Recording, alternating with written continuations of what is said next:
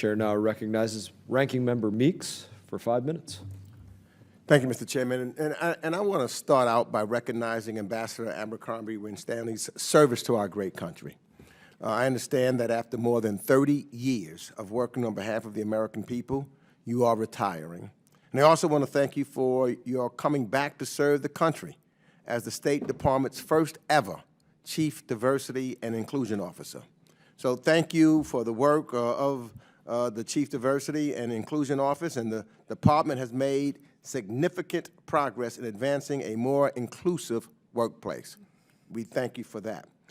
Your efforts benefit the entire workforce and its ability to deliver on behalf of the American people by ensuring that people with different experiences and histories are at the table, helping to develop a more innovative public policy solutions to the many challenges that the United States faces around the world. And, you know, since your appointment, we've seen renewed focus on developing solutions to address long-standing institutional barriers to establishing a State Department that is more representative of the America it serves, the America that I love, the America that I believe is still striving to become a more perfect union. And that's the America that we want to be represented throughout the world and throughout the various continents and all countries. You know, this has been something that has been tremendously important to me. You know, I've seen the progress that we've made in America. I can remember as a kid going to see, knowing that my father could not get a job in certain places just because of the color of his skin. I've seen with my own eyes getting off of a train and seeing whites onlys and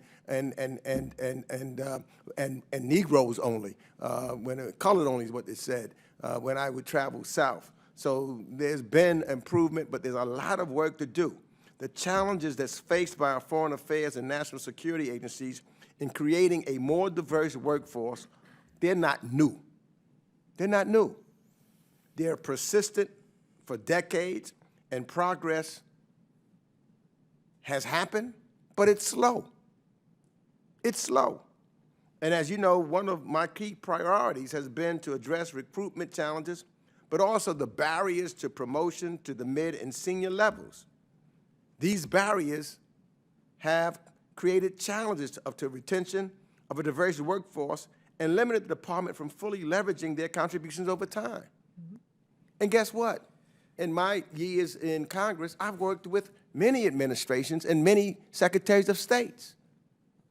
Not only has it been Madeleine Albright or Hillary Clinton, but I've worked with Condoleezza Rice on the same problem. I've worked with Colin Powell on the same issues.